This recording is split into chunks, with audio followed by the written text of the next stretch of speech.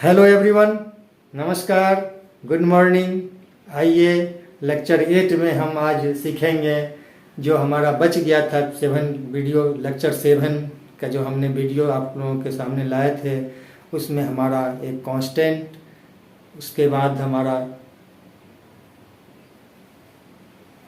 Constant के बाद हमारा पोलिनोमियल हो चुका था। तो हम सिंपल पैराबोलिक फंक्शन और आइडेंटिटी फंक्शन की बात करेंगे। डियर स्टूडेंट्स, मैं Ashok Jha, IEL foundation channel में आपका स्वागत है। और आइए हम वीडियो को आगे बढ़ाते हैं कि हमने आइडेंटिटी क्या है, उसके बाद नेचर की बात करेंगे, बिहेव की बात करेंगे और लास्ट में ग्राफ की भी बात कर लेंगे, क्योंकि ग्राफ एक ऐसा मैटर हो जाता है कि आपको सब कुछ साफ साफ झलकने लगता है। क्योंकि इससे हमारा मैथमेटिक्स में ग्राफ एक ऐसा फिगर होता है कि जो भी आप नहीं समझ पा रहे हैं वो भी आपका क्लियर हो जाता है। लेकिन आपको शुरुआत में ऐसा लगेगा कि जैसे कि हम ग्राफ से कन्नी काट रहे हैं, तो आपको ग्राफ से डरना नहीं है। ग्राफ में ऐसा कुछ है नहीं, बिल्कुल सिंपली आप इसको प्रैक्टिस करेंगे तो आपको सब कुछ समझ में आ जाएगा। एक्स एक्सिस और वाई एक्सिस बना देना है और किसका ग्राफ कैसे दिखता है ये आपको दिमाग में सेट भी होना चाहिए। यदि आप ज़्यादा चाहते हैं कि हम इस पर ज़्यादा टाइम ना दें तो आपको कुछ कंसेप्ट दिमाग में भी रखना पड़ेगा। तो आइए आज हम बात करेंगे कि यहाँ पर कांस्टेंट आइडेंटिटी की। तो आइडेंटिटी फंक्शन क्या है और कांस्टेंट फंक्शन क्या है। तो कांस्टेंट फंक्शन क्या होता है कि f(x) = x, ये हमारा कांस्टेंट फंक्शन है। कांस्टेंट फंक्शन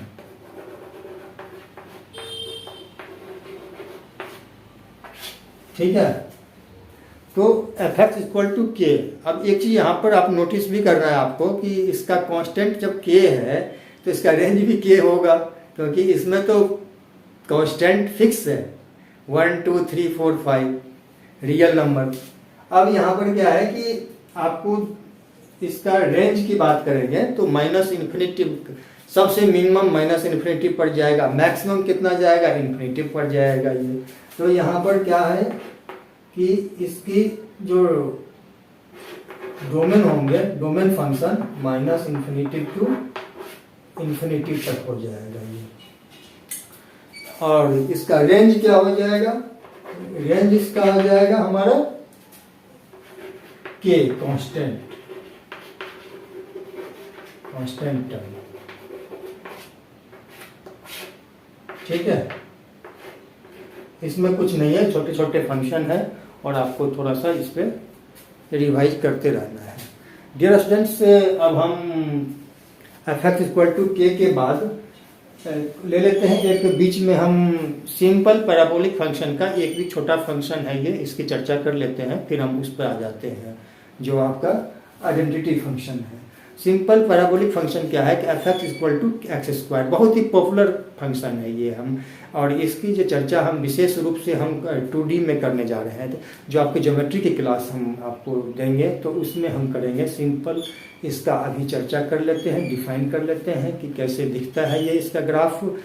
और ज्योमेट्री की क्लास में हम इसको स्टार्टिंग से लेकर के विस्तार से हम चर्चा भी करेंगे और साथ साथ इससे जुड़े कई सवालों को भी आपके सामने हम लाएंगे, जिससे आपका क्लियर हो जाएगा कि हाँ यही है, यस।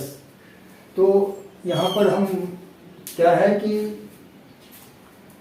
पैराबोलिक फंक्शन में है f(x) = x², यानी इसका क्या है सबसे खास बात, कुछ भी इसका इनपुट होगा तो ये आपका पॉजिटिव में डाल देगा। ये क्या है यहाँ पर कि इसका वैल्यू, जैसे कि आपको सिग्नम फंक्शन में हमने पिछली क्लास में बताया था कि -1 का नेगेटिव होता है, तो बट यहाँ पर क्या नेगेटिव होगा उसका ही पॉजिटिव में बदल देगा। ये 0 होगा तो 0 और नेगेटिव होगा तो पॉजिटिव में, और पॉजिटिव होगा तो पॉजिटिव में ऑब्वियसली ये डाल देगा।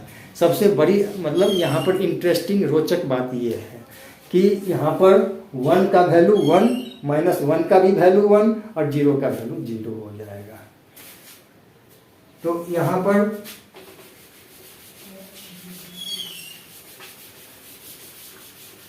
सिंपल पैराबोलिक की जो बात कर रहे हैं हम, सिंपल पैराबोलिक मैं f x equal to x square, और यदि एफ एक्स का वैल्यू 0 रखते हैं तो 0 आ जाएगा। यहाँ पर आपको ध्यान से देखना है कि यहाँ पर f1 का वैल्यू 1 आ जाएगा, f माइनस 1 रहेगा तो भी इसका 1 आ जाएगा।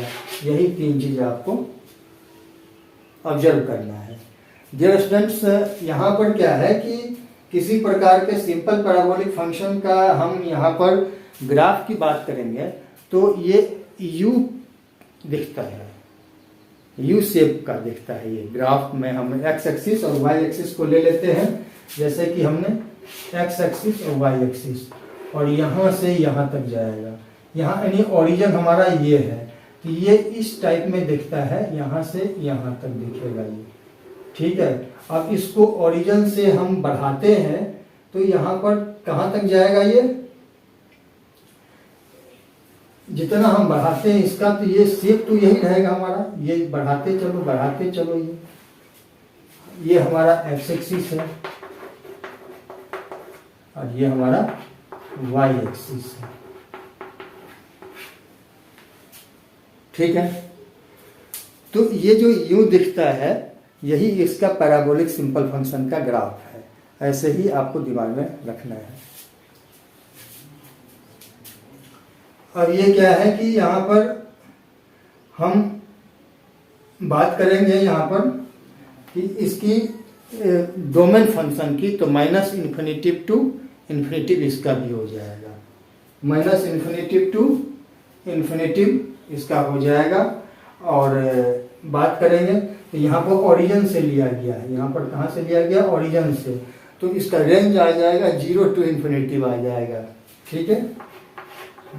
डोमेन फंक्शन इसका आ जाएगा माइनस इन्फिनिटिव टू इन्फिनिटिव, और आर एफ आ जाएगा इसका 0 टू इन्फिनिटिव। इसको ब्रैकेट में डाल दिए तो आपको आई थिंक क्लियर हो गया होगा कि ये क्या है सिंपल पैराबोलिक फंक्शन। और इसमें पैराबोलिक फंक्शन में हम 3 चीज़ की बात करेंगे, मतलब पैराबोलिक टाइप किस टाइप के होते हैं, 3 टाइप के होते हैं। पैराबोलिक टाइप में आपने यू आकार का देख लिया, आपने यू शेप में। अब दूसरा क्या होता है कि एक ये आ गया आपका वर्टिकल में आ गया, एक होता है नीचे की ओर यानी हॉरिजॉन्टल की तरफ होता है। ये हॉरिजॉन्टल में आपका ऐसे आ जाएगा, यू आ जाएगा यहाँ पर एक्स एक्सिस, ये आ जाएगा आपका वाई एक्सिस आ जाएगा। तो ये जैसे ऊपर था ना, तो ये आपका ऐसे आ जाएगा, नीचे की तरफ आ जाएगा। तो इसको बोलते हैं वर्टिकल, सॉरी हॉरिजॉन्टल,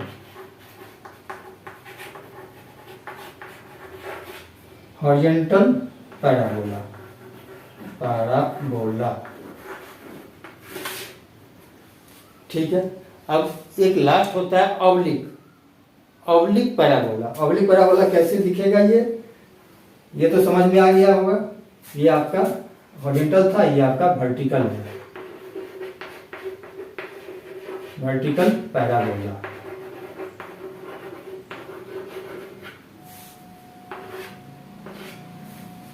दिख रहा है। अब आगे चलते हैं ऑब्लिक पर।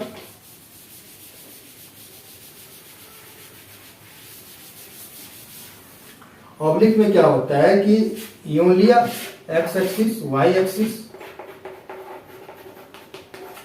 और ये हमारा वाई एक्सिस, ये ऐसे करके होता है, सॉरी यानी ये लाइन पे नहीं होता है, ये ऐसे करके होता है। इसको बोलते हैं ऑब्लिक। अभी हम चर्चा विस्तार से करेंगे, लेकिन अभी हमें ज्योमेट्री का क्लास नहीं है अभी। तो यहाँ पर क्या करेंगे, इसको बोलेंगे ऑब्लिक, OBLIQUE, ऑब्लिक पैराबोला। ये हमारा 3 पैराबोला होता है, 3 टाइप से। एक हमारा हॉरिजॉन्टल, दूसरा वर्टिकल और तीसरा ऑब्लिक पैराबोला। तो आई थिंक आपको समझ में आ गया होगा। और आगे चलते हैं, हम आइडेंटिटी फंक्शन की बात कर लेते हैं। आइडेंटिटी फंक्शन में क्या है कि इसका भी f x equal to x होता है, जैसे कि आइडेंटिटी फंक्शन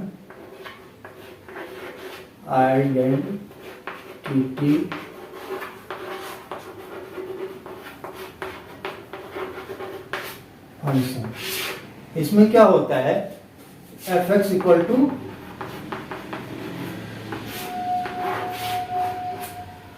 एक्स होता है, f x equal to x होता है। इसकी रेंज की बात कर लेते हैं और डोमेन फंक्शन की बात कर लेते हैं। डोमेन फंक्शन आ जाएगा इसका minus infinity to infinity, range आ जाएगा इसका माइनस इन्फिनिटी टू इन्फिनिटी।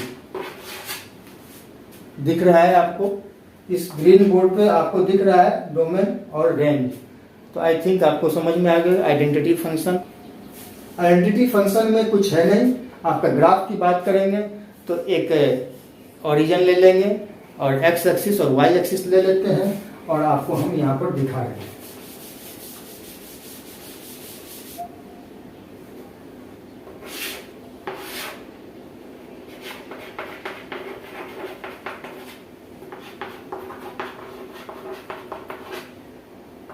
ऐसे सीधी लाइन की तरह होगा ये।